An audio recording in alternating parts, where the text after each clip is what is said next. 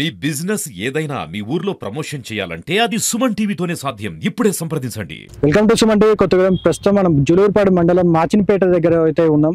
నిన్న ఏదైతే ఇన్సిడెంట్ బయటకు వచ్చిందో, గత 3 రోజుల క్రితం జరిగిన మర్డర్ ఏదైతే ఉందో, ఒక యువతిని దారుణంగా హత్య చేసి 20 ముక్కల దాకా నరికి ఒక గోనె సంచిలో చుట్టి తన పొలంలోనే తవ్వి పాతివేసిన ఘటన భద్రాద్రి కొత్తగూడెం జిల్లా ప్రజలను అయితే భయాందోళనకి గురి చేస్తుంది.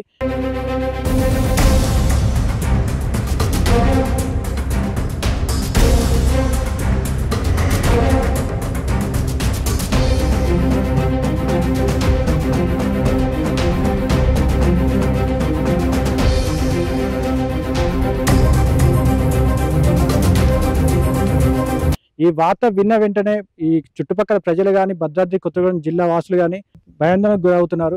ప్రస్తుతానికి మనం ఖమ్మం హైవే ఏదైతే ఉందో, మాచినపేట దగ్గర నుంచి ఒక 20-30 మీటర్ల దూరంలోనే పత్తి చేనులోకి లోపలికి వస్తే తన పత్తి పొలంలోనే తవ్వి పెట్టడం అయితే జరిగింది. మీరు చూసుకోవచ్చు. మనం స్పాట్ దగ్గరికి అయితే వచ్చేసినాం. పోలీసుల ఇంట్రాగేషన్ లో ఈ నిందితుడు నిజాన్ని ఒప్పుకోవడంతో ఈ పత్తి చేలల్లో ఈ యువతి డెడ్ బాడీ ఏదైతే ఉందో, ఈ డెడ్ బాడీని ఇక్కడ తవ్వి పెట్టని చెప్పేసి ఒప్పుకోవడంతో నిందితుడితో పాటు పోలీస్ అధికారులు, డిఎస్పి అబ్దుల్ రెహమాన్ వారి టీంతో సహా ఇక్కడికి వచ్చి ఈ ప్లేస్కి అయితే రావడం జరిగింది. దగ్గర దగ్గర సుమారు 20 మీటర్ల దూరంలోనే ఈ పత్తి చేలల్లో ఈ డెడ్ బాడీని అయితే తవ్వి పెట్టడం జరిగింది. మీరు చూసుకోవచ్చు.